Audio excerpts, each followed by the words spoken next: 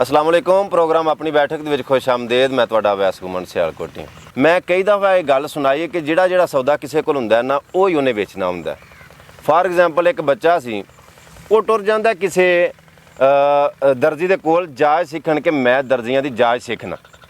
ਉਹ ਜਦੋਂ ਜਾਚ ਸਿੱਖਣ ਗਿਆ ਨਾ ਤੇ ਦਰਜੀ ਦੇ ਕੋਲ ਕੰਮ ਆਉਂਦਾ ਰਿਹਾ ਇਹਦਾ ਨਾ ਕਫਨ ਸਿਉਣ ਦਾ। ਉਹ ਇੱਕ ਦਿਨ ਵੀ ਕਫਨ ਸੀਪਣੇ ਆਉਂਦੇ ਰਹੇ, ਦੂਜੇ ਦਿਨ ਵੀ ਕਫਨ ਸੀਪਣੇ ਆਉਂਦੇ ਰਹੇ, ਤੀਜੇ ਦਿਨ ਉਹ ਵਾਹਵਾ ਦਿਨ ਕਫਨ ਹੀ ਇਤਫਾਕਨ ਸੀਪਣੇ ਆਉਂਦੇ ਰਹੇ। ਉਹ ਬੱਚੇ ਨੇ ਕੁਝ ਦਿਨ ਬਾਅਦ ਸੀ ਜਾਂ ਉਹਨੇ ਆਪਣੇ ਜ਼ਿਹਨ ਦੇ ਵਿੱਚ ਸੋਚਿਆ ਕਿ ਮੈਂ ਜਾਚ ਸਿੱਖ ਗਿਆ, ਮੈਨੂੰ ਤਾਂ ਦਰਜੀਆਂ ਦੇ ਕੰਮ ਦੀ ਜਾਚ ਆ ਗਈ ਹੈ। ਉਹਨੇ ਆਪਣੇ ਨਾਲ ਉਸਤਾਦ ਨੂੰ ਆਖਿਆ ਕਿ ਉਸਤਾਦ ਜੀ ਮੈਂ ਟੁਰ ਚੱਲਾਂ। ਉਹਨੇ ਆਖਿਆ ਕਿੱਥੇ ਚੱਲਣਾ? ਇਹ ਮੈਂ ਟੁਰ ਚੱਲਾਂ, ਮੈਂ ਬਸ ਸਿੱਖ ਲਿਆ ਕੰਮ। ਉਹਨੇ ਜਾ ਕੇ ਜਿੱਥੇ ਮਿਸਾਲ ਤੌਰ 'ਤੇ 700 ਸੂਟ ਦੀ ਸਵਾਈ ਹੈ ਨਾ, ਉਹਨੇ 300 ਲਾ ਛੱਡੀ ਕਿ ਮੈਂ ਜੀ 300 ਸੂਟ ਸੀ ਛੜਾਂ ਦਾ। ਉਹ ਮੇਰੇ ਵਾਂਗੂ ਦੇ ਜਿਹੜੇ ਲਾਲਚੀ ਬੰਦੇ ਸਨ ਟੁਰ ਕੇ ਉਹਨੇ ਆਖਿਆ ਯਾਰ ਜਿਹੜੀ 700 ਦੀ ਸਵਾਈ ਅਸੀਂ ਜਾ ਕੇ 300 ਦੀ ਸਵਾਨੇ। ਉਹ ਸੂਟ ਦੇ ਆਏ ਵਾਵਾ ਬੜੇ ਬੰਦੇ। ਉਹ ਜਦੋਂ ਸੂਟ ਲੈਣ ਗਏ ਨਾ ਤੇ ਉਹਨੇ ਸਾਰਿਆਂ ਦੇ ਕਫਨ ਸੀਤੇ। ਉਹਨੇ ਸਾਰਿਆਂ ਦੇ ਕਫਨ ਸੀਤੇ।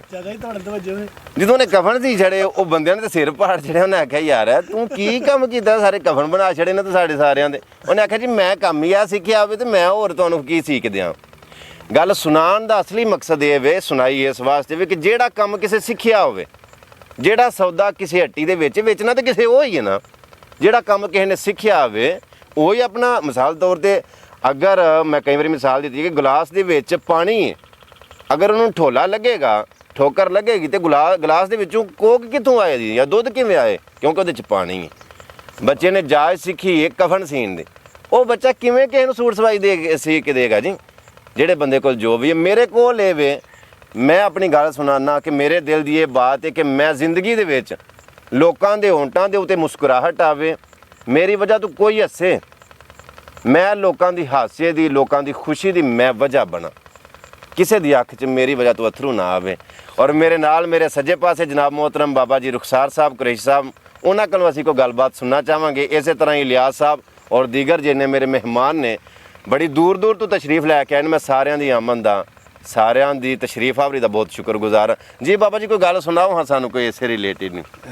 ਜਿਸ ਤਰ੍ਹਾਂ ਕਿ ਤੁਸੀਂ ਸੁਣਾਈ ਕਫਨ ਦੇ ਬਾਰੇ, ਜੀ ਮੈਂ ਸੁਣਾ ਦੇਣਾ ਉਸਤਾਦ ਤੇ ਸ਼ਾਗਿਰਦ ਦੇ ਬਾਰੇ। ਉਸਤਾਦ ਤੇ ਸ਼ਾਗਿਰਦ ਬਾਰੇ ਜੀ। ਹਾਂਜੀ, ਉਸਤਾਦ ਨੂੰ ਦਾਵਤ ਦਿੰਦਾ ਸ਼ਾਗਿਰਦ ਸ਼ਾਦੀ ਤੇ। ਅੱਛਾ। ਸਰਦੀ ਦੀ ਬਹੁਤ ਜ਼ੋਰ ਸ਼ੋਰ ਨਾਲ ਆਮਦ ਹੁੰਦੀ। ਸਫ਼ਰ ਕਰਦੇ ਨੇ ਉਸਤਾਦ ਹੋਰੀ ਤੇ ਪਹੁੰਚਦੇ ਨੇ ਸ਼ਾਗਿਰਦ ਦੇ ਘਰ ਤੇ ਆਉਂਦਾ ਕਿ ਬੇਟਾ ਮੈਂ ਥਕਾਵਟ ਮਹਿਸੂਸ ਕਰਨਾ। ਥੋੜਾ ਜਿਹਾ ਉੱਚੀ ਬੋਲਿਓ। ਅੱਛਾ। ਤੇ ਮੇਰੇ ਸੈੱਲ ਵੀ ਹਾਰਟ ਜੀ मोहतरम ਨੂੰ ਹਾਰਟ ਪ੍ਰੋਬਲਮ ਹੈ ਜਿਹਦੀ ਵਜ੍ਹਾ ਤੋਂ ਕਹਿ ਰਹੇ ਮੇਰੇ ਸੈੱਲ ਵੀਕ ਨੇ। ਠੀਕ ਹੈ, ਫਿਰ ਇਹ ਕਰ ਲੈਨੇ ਆ। ਠੀਕ ਹੈ, ਗੱਲ ਸੁਣਾਓ। ਅੱਛਾ। ਉਹ ਨਾ ਮੈਨੂੰ ਬਿਸਤਰਾ ਦੇ, ਮੰਜੀ ਵੀ ਠੰਡੀ, ਬਿਸਤਰਾ ਵੀ ਠੰਡਾ ਜੀ। ਤੇ ਬਜ਼ੁਰਗ ਲੇਟੇ 10 ਮਿੰਟ ਦੇ ਬਾਅਦ ਜਦੋਂ ਬਿਸਤਰਾ ਰਜ਼ਾਈ ਗਰਮ ਹੋ ਗਈ ਜੀ ਤੇ ਸ਼ਾਗਿਰਦ ਆਂਦਾ ਵਾਲਦ ਸਾਹਿਬ ਉਸਤਾਦ ਜੀ ਤੁਸੀਂ ਜ਼ਰਾ ਨਾ ਇਸ ਮੰਜੀ ਤੇ ਆ ਜਾਓ। ਅੱਛਾ। ਬੈੱਡ ਤੇ 4 ਬੰਦੇ ਇਕੱਠੇ ਪੈਣਗੇ, ਜਗ੍ਹਾ ਥੋੜੀ ਹੈ। ਅੱਛਾ। ਅਗਲੀ ਮੰਜੀ ਫਿਰ ਠੰਡੀ, ਬਿਸਤਰਾ ਵੀ ਠੰਡਾ। ਅੱਛਾ। ਫਿਰ 10 ਮਿੰਟ ਲਾ ਕੇ ਬਿਸਤਰਾ ਗਰਮ ਕੀਤਾ ਤੇ ਉਹ ਆਂਦਾ ਉਸਤਾਦ ਜੀ ਇਹ ਮੰਜੀ ਛੋਟੀ, ਤੁਸੀਂ ਇਸ ਮੰਜੀ ਤੇ ਆ ਜਾਓ, ਇਹ ਜ਼ਰਾ ਤੁਹਾਡੇ ਮੁਨਾਸਬ ਨਹੀਂ। ਅੱਛਾ। ਅਗਲਾ ਬਿਸਤਰਾ ਫਿਰ ਠੰਡਾ ਤੇ ਮੰਜੀ ਵੀ ਠੰਡੀ। ਉਸਤਾਦ ਤੰਗ ਪੈ ਗਿਆ। ਉਹਨੇ ਕਿਹਾ ਪੁੱਤਰ ਮੈਨੂੰ ਇਹ ਦੱਸ ਕੇ ਮੈਨੂੰ ਸ਼ਾਦੀ ਤੇ ਬੁਲਾਇਆ ਜਾਂ ਬਿਸਤਰੇ ਗਰਮ ਕਰਾਉਣ ਵਾਸਤੇ ਬੁਲਾਇਆ? ਵਾਹ ਜੀ ਵਾਹ, ਕੀ ਬਾਤ ਹੈ, ਕੀ ਬਾਤ। ਵਾਹ ਜੀ ਵਾਹ, ਵਾਹ ਜੀ ਵਾਹ। ਇਹਦੇ ਨਾਲ ਹੀ ਹੁਣ ਅਸੀਂ ਸਟਾਪ ਕਰਦੇ ਹਾਂ ਜੀ ਤੇ ਕਿਸੇ ਹੋਰ ਸ਼ਖਸ ਨੂੰ ਮੌਕਾ ਦਿੱਤਾ ਹੈ। ਟਾਈਮ ਬਹੁਤ ਥੋੜਾ ਹੈ। ਇਹ ਜਿਹੜੀ ਚੁੰਡੀ ਵੱਡੀ ਜੇ ਆਪ ਹੀ ਖੋਲੋ। ਵਾਹ ਵਾਹ ਵਾਹ। ਓਹੋ, ਮੈਂ ਤੁਹਾਨੂੰ ਵੇਖਣ ਵਾਲਿਆਂ ਸਾਰਿਆਂ ਨੂੰ ਇਹ ਅਰਜ਼ ਕਰਨਾ ਚਾਹਾਂਗਾ ਕਿ ਅਗਰ ਤੁਹਾਨੂੰ ਪ੍ਰੋਗਰਾਮ ਅੱਛਾ ਲੱਗੇ ਤੇ ਇਹਨੂੰ ਲਾਈਕ ਕਰਿਆ ਕਰੋ, ਕਮੈਂਟ ਕਰਿਆ ਕਰੋ, ਇਹਨੂੰ ਅੱਗੇ ਸ਼ੇਅਰ ਕਰਿਆ ਕਰੋ।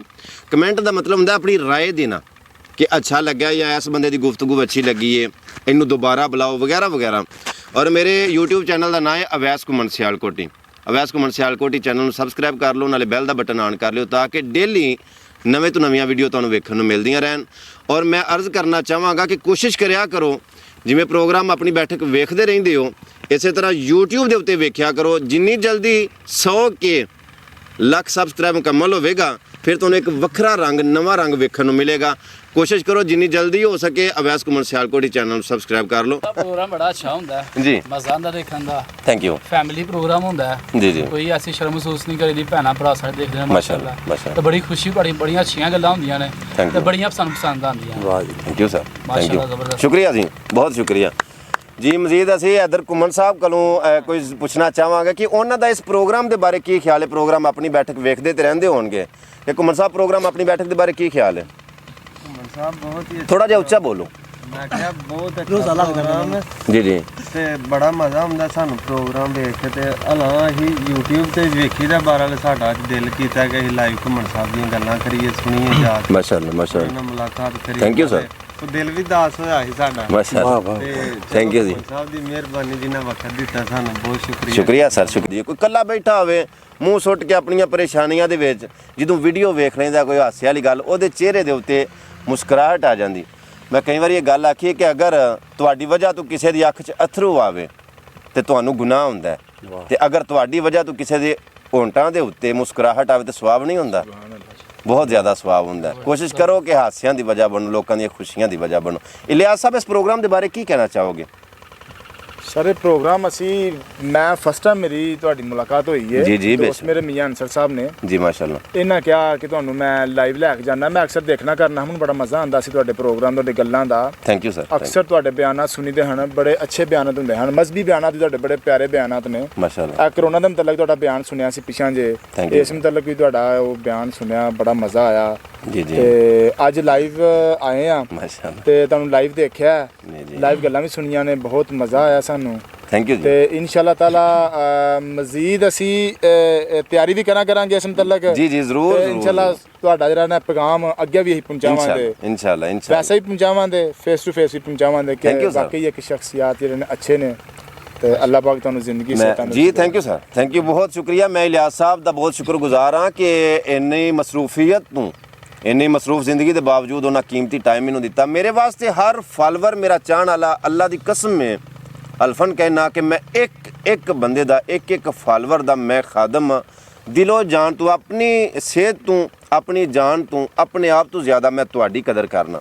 ਕੋਸ਼ਿਸ਼ ਕਰਿਆ ਕਰੋ, ਥੋੜਾ ਮੇਰਾ ਸਾਥ ਦਿਓ। ਅੱਲਾ ਦੀ ਜ਼ਾਤ ਸਾਡੇ ਸਾਰਿਆਂ ਦੇ ਨਾਲ ਹੈ। ਮੈਂ ਵਲੀਦ ਵੜਾਏ ਸਾਹਿਬ ਕੋਲੋਂ ਕੁਝ ਪੁੱਛਣਾ ਚਾਹਾਂਗਾ ਕਿ ਵੜਾਏ ਸਾਹਿਬ, ਸਾਡੇ ਇਸ ਪ੍ਰੋਗਰਾਮ ਦੇ ਬਾਰੇ ਤੁਹਾਡਾ ਕੀ ਖਿਆਲ ਹੈ? ਜੀ ਮੋਹਤਰਮ। ਮੈਂ ਵੀ ਆਪਣਾ ਇਧਰ ਭਾਈ ਵਾਲੀ ਗੱਲ ਹੀ ਕਰਾਂਗਾ ਜੀ ਜੀ, ਕਿ ਮਾਸ਼ਾਅੱਲਾ ਬੜਾ ਅੱਛਾ ਪ੍ਰੋਗਰਾਮ ਹੈ। ਵੇਖੀ ਦਾ ਫੇਸਬੁੱਕ ਤੇ ਵੀ ਤੇ YouTube ਤੇ ਵੀ। Thank you sir. ਤੇ ਗੱਲ ਉਹ ਹੀ ਹੈ ਕਿ ਸਾਡਾ ਵੀ ਦਿਲ ਕਰ ਰਿਹਾ ਸੀ ਬੜਾ ਜਿਹਨਾਂ ਨੇ ਤੁਹਾਨੂੰ ਥੈਂਕ ਯੂ, ਮਿਲਣ ਤੇ ਵੀ। ਸ਼ੁਕਰੀਆ ਸਰ। ਚਲੋ ਅੱਗੋਂ ਬਹਾਨਾ ਬਣ ਗਿਆ ਪੇ ਬਹੁਤ ਨਵਾਜ਼ਿਸ਼ ਪ੍ਰੋਗਰਾਮ ਤੇ ਵੀ। ਨਵਾਜ਼ਿਸ਼। ਅੱਲਾਹ ਤੁਹਾਨੂੰ ਤਰੱਕੀਆਂ ਦੇ। Thank you sir, thank you. ਅਸੀਂ ਨਾਲ ਆ ਤੁਹਾਡੇ, ਸਾਡੀਆਂ ਦੁਆਵਾਂ ਨਾਲ ਨੇ ਤੁਹਾਡੇ। ਅਸੀਂ ਆਖਰੀ ਬਾਤ ਰੁਖਸਾਰ ਕੁਰੈਸ਼ ਸਾਹਿਬ ਕੋਲੋਂ ਸੁਣਨਾ ਚਾਹਾਂਗੇ, ਉਸ ਦੇ ਨਾਲ ਪ੍ਰੋਗਰਾਮ ਅਸੀਂ ਮੁਕੰਮਲ ਕਰ ਦੇਵਾਂਗੇ। ਜੀ ਰੁਖਸਾਰ ਕੁਰੈਸ਼ ਸਾਹਿਬ। ਲਓ ਜਨਾਬ, ਮੈਂ ਤੁਹਾਨੂੰ ਨਾ ਇਹਨਾਂ ਦੇ ਸਫ਼ਰ ਦੇ ਬਾਰੇ ਗੱਲ ਛੋਟੀ ਜਿਹੀ ਸੁਣਾਉਣਾ ਜੀ। ਕਿ ਜਾ ਰਹੇ ਸਨ ਬੜੇ ਅਬੂਤਾਬ ਦੇ ਨਾਲ। ਠੀਕ ਹੈ। ਹਾਂਜੀ, ਰੰਗ ਐਸਾ ਕਿ ਜਿਸ ਤਰ੍ਹਾਂ ਸੱਖਰ ਦਾ ਜਾਮਨ ਹੁੰਦਾ ਹੈ, ਚਿੱਟੇ ਕੱਪੜੇ, ਲਾਲ ਕੰਨੇ ਵਾਲੀ ਜੁੱਤੀ। ਅੱਛਾ। ਅੱਗੇ ਦੋ ਬੀਬੀਆਂ ਜਾ ਰਹੀਆਂ ਸਨ ਜੀ। ਇੱਕ ਦੀ ਅੱਖ ਹੈ ਨਹੀਂ ਸੀ, ਅੱਛਾ। ਤੇ ਇੱਕ ਦਾ ਲੰਗਾਰ ਸਲਵਾਰ ਦਾ ਪਾਟਾ ਸੀ। ਉਹ ਜਿਹੜੀ ਕਹਾਣੀ ਸੀ ਨਾ, ਉਹ ਆਂਦੀ ਏ ਲੱਗਦਾ ਕੋਈ 100 ਮੁਰੱਬੇ ਦਾ ਮਾਲਕ ਚੜਤਲ ਵੇਖ ਜਵਾਨ ਦੀ। ਅੱਛਾ। ਦੂਸਰੀ ਆਂਦੀ ਏ ਤੇਰਾ ਫਿੱਟੇ ਮੂੰਹ ਤੇਰੀ ਤੇ ਆਖੀ ਕਹਾਣੀ ਏ, ਉਹ ਕਿੱਥੋਂ 100 ਮੁਰੱਬੇ ਦਾ ਮਾਲਕ ਏ। ਅਸੀਂ ਹੁਣੇ ਫਿਰ ਚੈੱਕ ਕਰ ਲੈਂਦੇ ਆ। ਉਹ ਆਂਦੀ ਸਾਡੇ ਚੋਂ ਕੋਈ ਲੱਗਦਾ ਹੈ। ਉਹਨੇ ਆਖਿਆ ਨਹੀਂ ਤੇਰਾ ਦਿਮਾਗ ਖਰਾਬ ਹੈ। ਅੱਛਾ। ਉਹ ਜਦੋਂ ਨੇੜੇ ਆਇਆ ਤਾਂ ਸਲਾਮ ਅਲੈਕਮ ਲੈ ਕੇ ਤੇ ਆਂਦੀ ਵੇ ਵੀਰ। ਉਹਨੇ ਕਿਹਾ ਹਾਂਜੀ ਭੈਣ ਜੀ। ਅਸੀਂ ਸਾਡਾ ਗਵਾਚਾ ਲੇਲਾ। ਅੱਛਾ। ਤੇ ਸਿਆਹ ਕਾਲਾ ਮੂੰਹ ਸੂ। ਅੱਛਾ। ਤੇ ਸਫੈਦ ਚਿੱਟਾ। ਅੱਛਾ। ਸਫੈਦ ਚਿੱਟੇ ਉਹਨੇ ਕੱਪੜੇ ਪਾਏ ਸਨ, ਕਾਲਾ ਉਹਦਾ ਮੂੰਹ ਸੀ। ਇਹ ਲਾਲ ਸੂਏ ਪੈਰ ਸੂ, ਲਾਲ ਉਹਨੇ ਜੁੱਤੀ ਪਾਈ ਸੀ। ਉਹਨੇ ਕਿਹਾ ਨਾ ਭੈਣ ਚੋਦਾਂ ਤੇ ਮੈਨੂੰ ਲੇਲਾ ਬਣਾ ਦਿੱਤਾ। ਉਹਨੇ ਕਿਹਾ ਆਹੋ ਵੇਖਿਆ। ਅੱਛਾ। ਆਹ ਕਿੱਥੇ? ਆਹ ਕਾਨਪੁਰ ਚ ਵੜਿਆ। ਅੱਛਾ। ਤੇ ਲੰਗਾਰਪੁਰ ਚੋਂ ਨਿਕਲਿਆ, ਅੱਗੋਂ ਪਤਾ ਨਹੀਂ ਕਿੱਥੇ ਗਿਆ। ਤੈਨੂੰ ਕਿਹਾ ਸੀ ਨਾ ਸਾਡੇ ਚ। ਵਾਹ ਜੀ ਵਾਹ, ਕੀ ਬਾਤ, ਕੀ ਬਾਤ ਯਾਰ, ਕੀ ਕਹਿਣ, ਕੀ ਬਾਤ। ਜਿਹੜੇ ਬੰਦੇ ਸਿਆਣੇ ਹੁੰਦੇ ਨੇ, ਸਮਝਦਾਰ ਹੁੰਦੇ ਨੇ, ਰਮਜ਼ ਵਾਲੇ ਹੁੰਦੇ ਨੇ, ਗੱਲ ਕਰ ਵੀ ਛੱਡਦੇ ਨੇ, ਅਗਲੇ ਨੂੰ ਗੱਲ ਸਮਝ ਵੀ ਆ ਜਾਂਦੀ ਹੈ। ਔਰ ਜਿਨ੍ਹਾਂ ਬੰਦਿਆਂ ਨੂੰ ਗੱਲ ਨਹੀਂ ਨਾ ਸਮਝ ਆਉਣੀ, ਉਹ ਆਂਦੇ ਨੇ ਸੰਡੇ ਅੱਗੇ ਬੀਨ ਵਜਾਉਣ ਵਾਲੀ ਗੱਲ ਹੁੰਦੀ ਹੈ। ਜਿੰਨੀ ਮਰਜ਼ੀ ਘੋਲ ਕੇ ਉਹਦੇ ਦਿਮਾਗ 'ਚ ਨਹੀਂ ਪਾਈ ਜਾਂਦੀ। ਜਿਹੜੇ ਸਮਝਦਾਰ ਹੁੰਦੇ ਨੇ ਉਹ ਇਸ਼ਾਰਾ ਸਮਝ ਜਾਂਦੇ ਨੇ। ਉਹਨੇ ਆਖਿਆ ਕਾਨਪੁਰ 'ਚੋਂ ਨਿਕਲਿਆ ਤੇ ਲੰਗਾਰਪੁਰ 'ਚ ਵੜਿਆ। ਇੱਕ ਕਹਾਣੀ ਸੀ ਤੇ ਇੱਕ ਦਾ ਲੰਗਾਰ ਪਾਟਾ ਸੀ। ਤੇ ਅੱਲਾਹ ਦਾ ਤੁਹਾਨੂੰ ਸਦਾ ਸਲਾਮਤ ਰੱਖੇ। ਵੇਖਦੇ ਰਹੋ ਪ੍ਰੋਗਰਾਮ ਆਪਣੀ ਬੈਠਕ। ਇਹਦੇ ਨਾਲ ਹੀ ਅਵੈਸ ਘੁੰਮਣ ਸਿਆਲਕੋਟੀ ਨੇ ਇਜਾਜ਼ਤ ਦਿਓ। ਇਨਸ਼ਾਅੱਲਾ ਨੈਕਸਟ ਪ੍ਰੋਗਰਾਮ ਦੇ ਵਿੱਚ ਨਈ ਸ਼ਖਸੀਅਤ ਦੇ ਨਾਲ ਇਨਸ਼ਾਅੱਲਾ ਫਿਰ ਤੁਹਾਡੇ ਨਾਲ ਹਾਜ਼ਰ ਹੋਵਾਂਗੇ। ਕੋਸ਼ਿਸ਼ ਕਰਿਆ ਕਰੋ ਕਿ ਇਸ ਪ੍ਰੋਗਰਾਮ ਨੂੰ ਲਾਈਕ ਕਰਿਆ ਕਰੋ, ਕਮੈਂਟ ਕਰਿਆ ਕਰੋ, ਸ਼ੇਅਰ ਕਰਿਆ ਕਰੋ। ਸਲਾਮ ਆਖਰੀ ਵਸਲਾਮ ਆਖਰੀ। ਮੈਂ ਤੁਹਾਡਾ دیਵਾਨਾ ਹੋ ਗਿਆ ਕਿ ਤੁਸੀਂ ਇੰਨੇ ਅੱਛੇ ਕੰਪੇਅਰ ਹੋ। ਅੱਲਾਹ ਤੁਹਾਨੂੰ ਸਲਾਮਤ ਰੱਖੇ। ਮਜ਼ਾਕ ਤੋਂ ਇਲਾਵਾ ਥੈਂਕ ਯੂ ਸਰ।